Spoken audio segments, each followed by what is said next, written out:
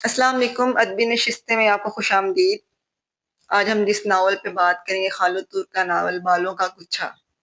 خوف اور خود غرضی کس طرح انسانی نفسیات میں بگاڑ کا باعث بنتے ہیں اور پھر انسان کیسے توہم پرستی کا شکار ہو جاتا ہے۔ تو یہ کیسے ہو جاتا ہے، ان سارے سوالوں کا جواب آج ہم اس اپنے ویڈیو میں جانیں گے، اور اس کے بارے میں ہم پوچھیں گے خضر عباس سے کہ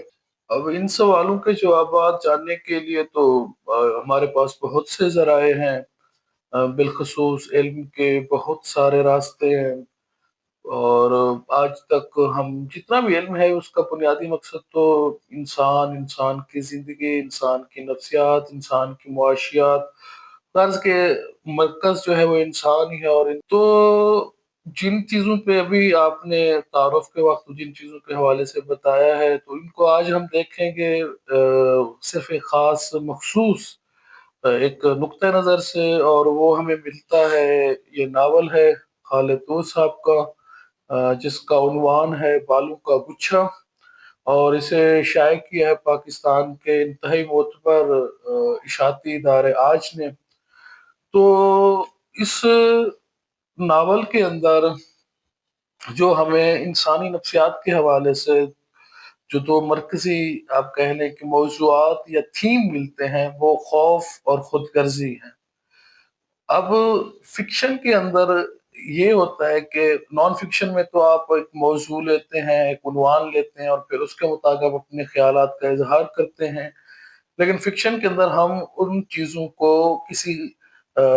بحث مباحثے کی بجائے کہانی کے رنگ میں یا کہانی کے ذریعے ان چیزوں کو بیان کرتے ہیں۔ اور یہ ایک متفقہ رائے ہے کہ ہمیشہ وہی فکشن اچھا فکشن مانا جاتا ہے کہ جس کے اندر جو تبلیغی عنصر ہے وہ کہانی کے اندر شامل ہو، جذب ہوا ہو، نہ کہ اس کی سطح سے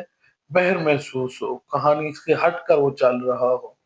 البتہ یہ نقص جو ہے تھوڑا بہت اس ناول کے اندر تو موجود ہے کہ ایسا لگتا ہے کہ جیسے جو ہمارے مصنف ہیں وہ ایک خاص نقطہ نظر کو پیش کرنا چاہتے ہیں، اور اس کو پیش کرنے کے لیے وہ اتنا زیادہ تکرار کرتے ہیں اپنے ناول کے اندر کہ بسا اوقات قاری اوب جاتا ہے۔ اور یہ چیز جو ہوتی ہے، جو خاص طور پر کسی ایک خاص نقطہ نظر کو آپ پیش کرنے کے لیے وہ کہتے ہیں بار بار دہراتے ہیں،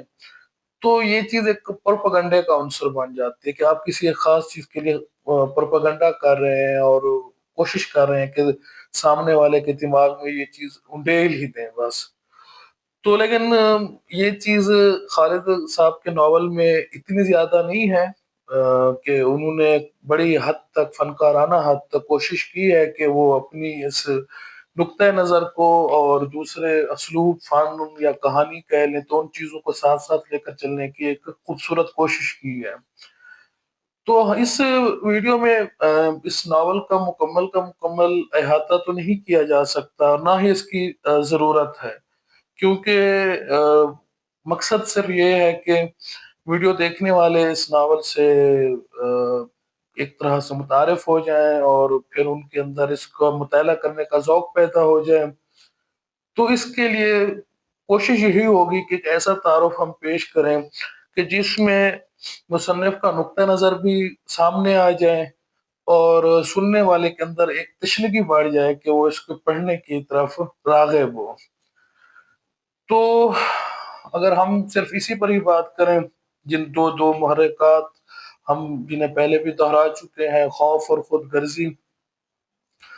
تو کوشش کریں گے کہ اس کو ناول کی کہانی کے اعتبار سے ہم لے کر چلیں، تاکہ ساتھ ساتھ ناول کا بھی وہ پیش ہوتا رہے۔ خوف کے اگر حوالے سے بات کی جائے تو خوف انسانی جذبات، جو کہ نفسیات قانون ہے، جو انسان کے 6-7 بنیادی آپ کہہ لیں کہ جذبات بیان کیے ہیں، ان میں سے ایک خوف بھی ہے۔ انسان، ہم جانتے ہیں آج اپنے علم کی وجہ سے اور تحقیق کی وجہ سے اور دریافتوں کی وجہ سے کہ انسان ہمیشہ سے ایسا نہیں تھا جیسا کہ آج ہمیں نظر آتا ہے، نہ ہی معاشرہ ایسے تھا، بلکہ یہ ایک لمبا ارتقائی سلسلہ ہے تو انسان جنگلوں اور بیابانوں سے آج خلاؤں تک کے سفر میں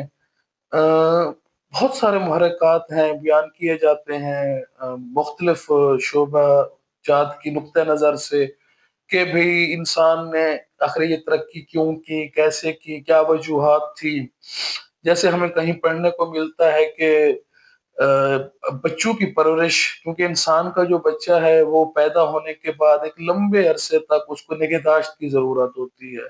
اور اس کی وہ نگہداشت اس زمانے میں جب کہ ابھی انسان نے اپنی حفاظت کے لیے بہت کچھ ایجاد نہیں کیا تھا، تو ضروری تھا کہ انسان ایک قبیلے کی شکل میں، ایک گروہ کی شکل میں متحد ہو کر رہے تاکہ وہ اپنے آپ کو بچا سکے، اپنی آنے والی نسلوں کو بچا سکے۔ اسی طرح کچھ کہتے ہیں کہ جب انسان نے پیروں کے بل چلنا شروع کیا، ہاتھ آزاد ہو گئے، تو اب ہاتھوں کا استعمال کس طرح کرے، اس چیز نے انسان کو سوچنے پر مجبور کر دیا۔ تو مطلب بہت ساری ان گنت چیزیں ہیں جو کہ ہمیں بتاتی ہیں کہ انسان یہ انسان نے یہ سارا سفر طے کیا ہے۔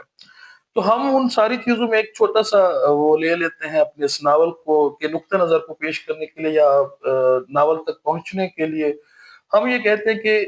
انہیں ساری چیزوں میں ایک خوف کا عنصر بھی شامل تھا، کہ انسان جب اپنے ارد گرد بہت ساری چیزوں کو ابھی نہیں سمجھ پاتا تھا، یا بہت ساری چیزیں انسان کی طاقت، قوت، اختیار سے باہر تھیں، تو ان ساری چیزوں کے خوف نے انسان کو مجبور کیا آگے بڑھنے کے لیے، اور پھر وہ سفر بہت لمبا ہوتا چلا گیا کہ یہاں تک، اور ابھی یہاں سے بھی ہم نے آگے جانا ہے۔ تو جیسا کہ میں نے کہا کہ وہ خوف کا، جیسے جنگلی درندوں کا خوف، جو آپ کہہ لیں کہ فطرت اور قدرت کی طرف سے ایسے مظاہر، بادلوں کا گرجنا، آندھیوں کا، طوفانوں کا آنا، اس کے بعد زرہیلے جاندار، یہ ساری وہ چیزیں کہ جنہوں نے، اور اندھیری تاریک راتیں، کہ جنہوں نے انسان کے اندر ایک تحریک پیدا کی کہ انسان اس خوف پر قابو انسان نے پایا، اور پھر یہ چیز آگے چلتی گئی۔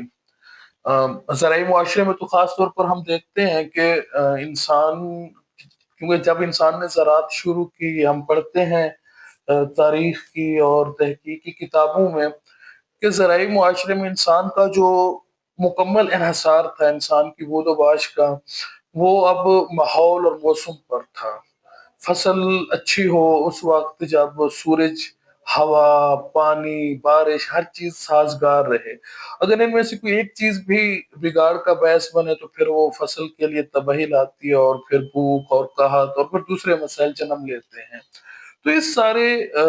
اگر ہم دیکھیں تو اس زمانے میں انسان کے خوف نے انسان کے اندر ایک قسم کی توہم پرستی پیدا کر دی تھی۔ انسان نے دیوی دیوتاؤں کو کھوجنا شروع کیا، بلکہ یوں سمجھیں کہ جو چیز انسان کے بس سے باہر تھی، انسان نے اس کو اپنا دیوتا بنا لیا، اور پھر اس کے سامنے سربا سجود ہو گیا۔ ہم دیکھتے ہیں کہ وہ اپنی فصلوں کی زرخیزی کے لیے پھر عجیب و غریب رسومات ایجاد کر لی گئیں، عجیب و غریب قسم کے، تو یہ ساری چیزیں ہمیں ملتی ہیں۔ بلکہ بہت ساری چیزیں آج بھی ہمارے، خصوصاً اگر ہم اپنے ملک کی بات کریں تو یہاں ابھی تک ایک طرح کے ہمارا زیادہ انحصار ابھی زراعت پر ہے، تو وہ ساری چیزیں، قدیم چیزیں ابھی بھی ہمیں اپنے دیہاتوں میں اور قصبوں میں یہ چیزیں مل جاتی ہیں۔ تو وقت کے ساتھ ساتھ جو یہ خوف کا پہلو تھا جس نے انسان کو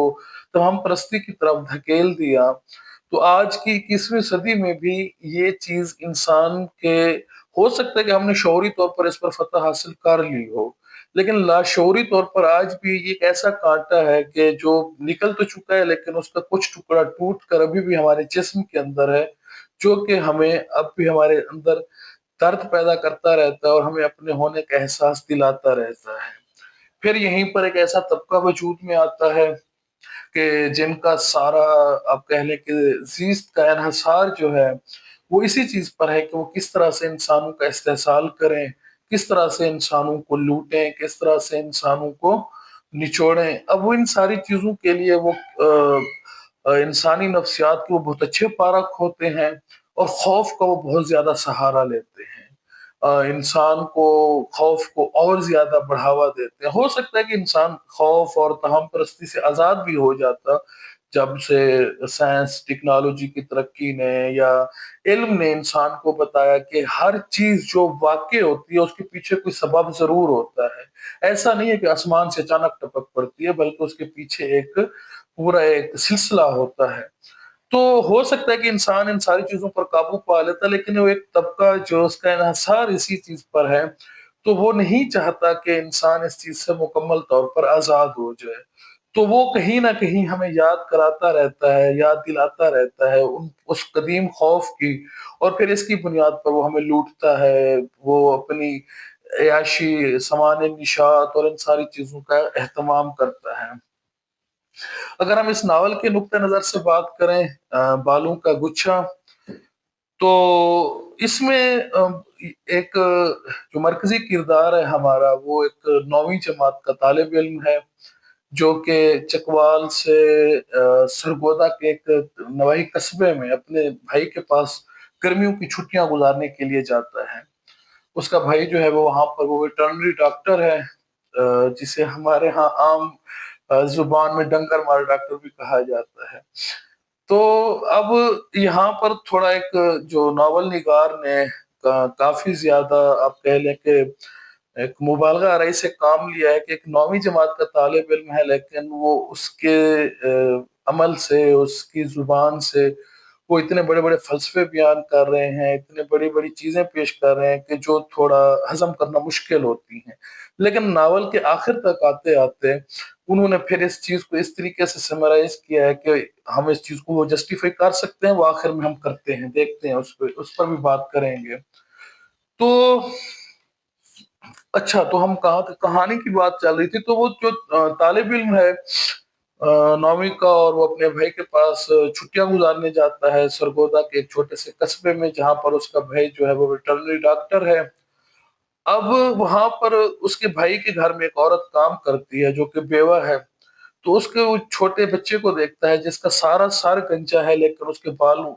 سر میں ایک طرف بالوں کا گچھا موجود ہے.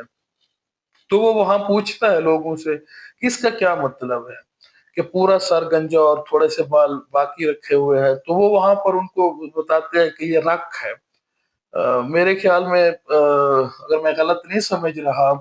تو پنجابی زبان میں رق کا لفظ حفاظت کے معنوں میں بھی استعمال ہوتا ہے. تو اب یہ رق